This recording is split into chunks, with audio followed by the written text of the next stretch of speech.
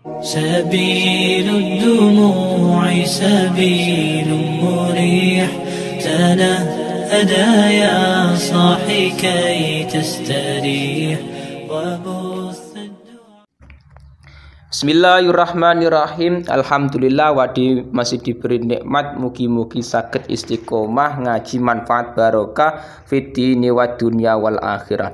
Bismillahirrahmanirrahim. Faslun utai kikono fasal suwiji takbire fasal wa kullu majaza lil insan. Wa kullu majaza utawi saben-saben perkara jaza ingkang wenang lil insani keduwe menungso apa sing wenang atasarrufu apa tasarruf oleh tasarruf fihi ing dalem tasarrufe mau wenange binafsi kelawan awak dhewene insan. Kaidahe dalam akad wakalah sing biasane terjadi di masyarakat kita.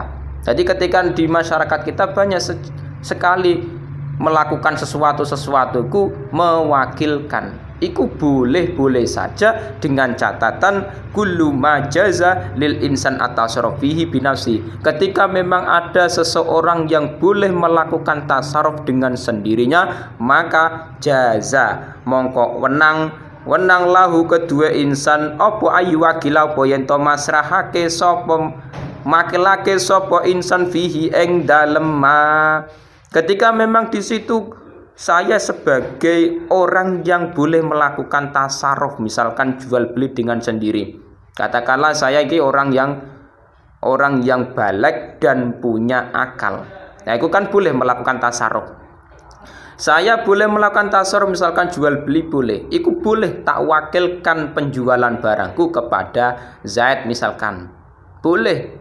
Pancen saya ini termasuk orang yang boleh melakukan tasarruf. Nah, misalkan saya punya motor, Zaid, ini motorku, saya wakilkan penjualannya kepada dirimu. Boleh. Wong saya termasuk muwakil. Au yatawakkala utawa gawe wakil sapa insan atau statusnya itu sebagai wakil, bukan wakil. Jadi misalkan ngeten, Zaid punya motor. Motornya mau dijual. Terus diwakilkan kepada saya.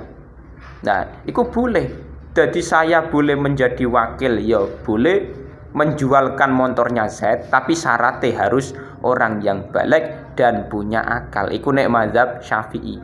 Atau status saya mewakil, saya mewakilkan penjual motor kepada Zaid, boleh.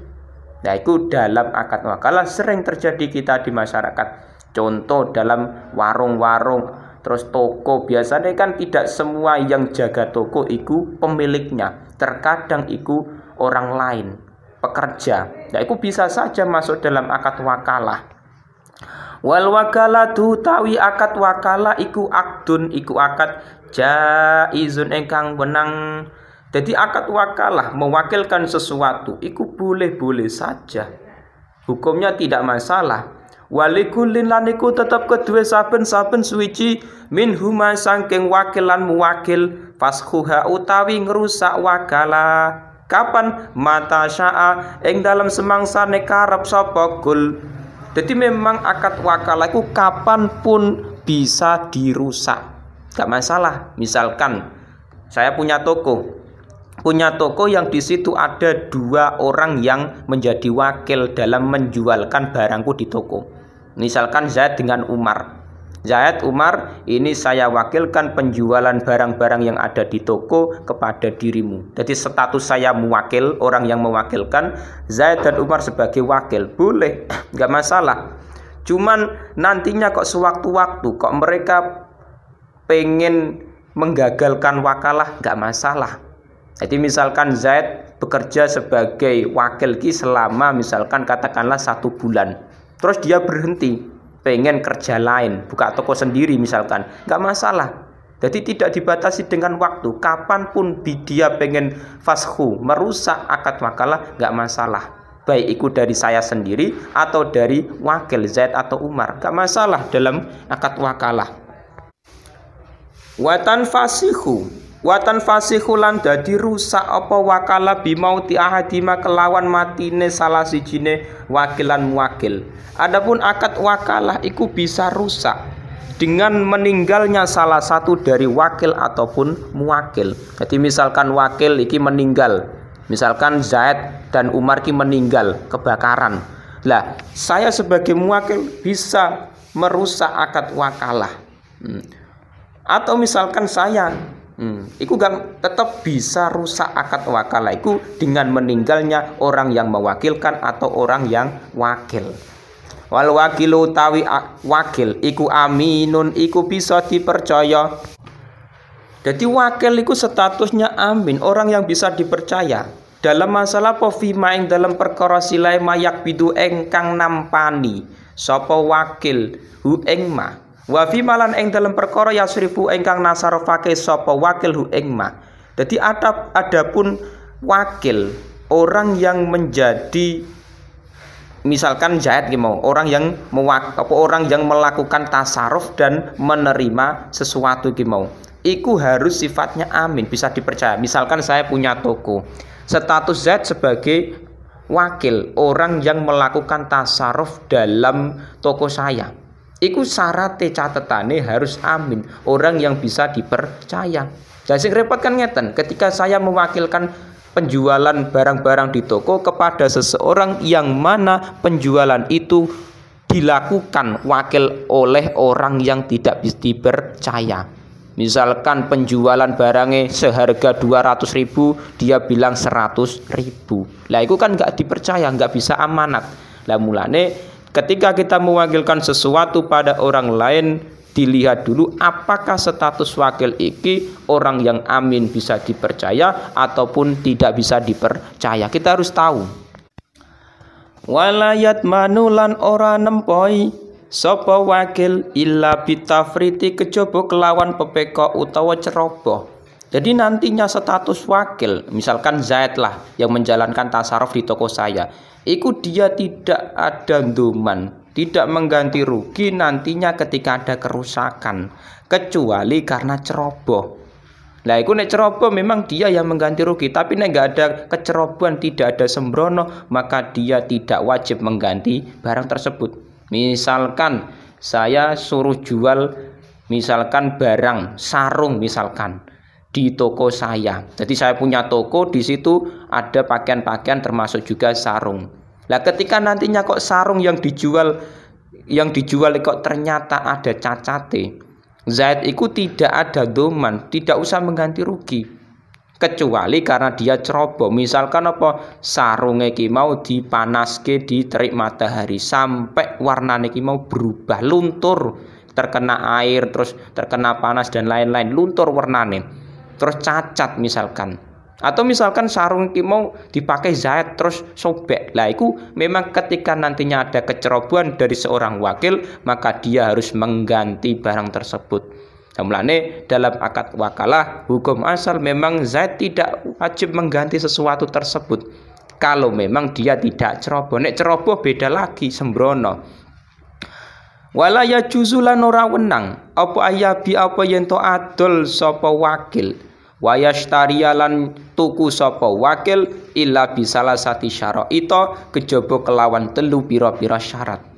Adapun nantinya dalam penjualan atau pembelian barang yang dilakukan oleh wakil atau Zaid misalkan, iku kebolehannya ketika memenuhi 3 syarat.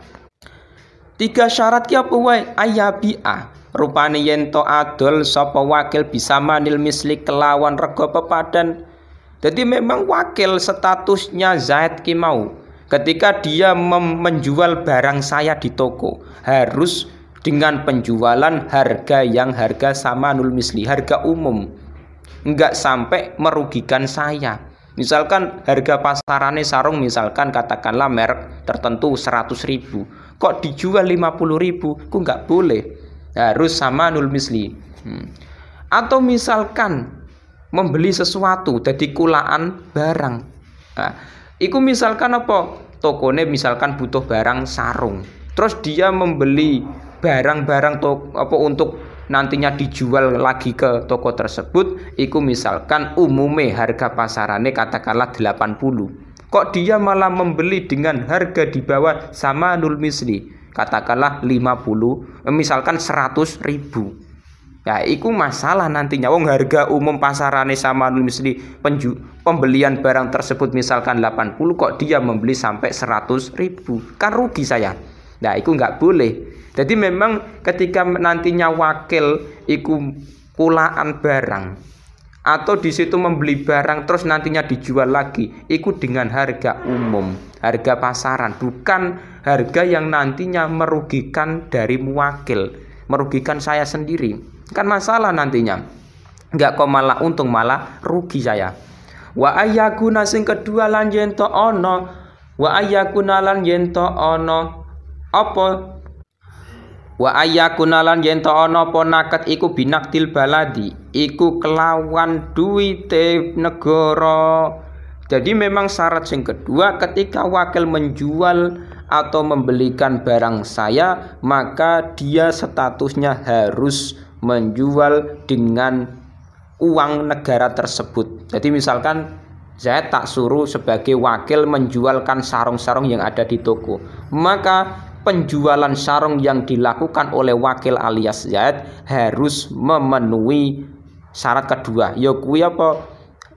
Menggunakan uang negara tersebut. Jadi uang rupiah nih di Indonesia umumnya. Nah misalkan Zaid menjualkan sarung yang ada di tokoku dijual dengan uang dolar, itu masalah nantinya.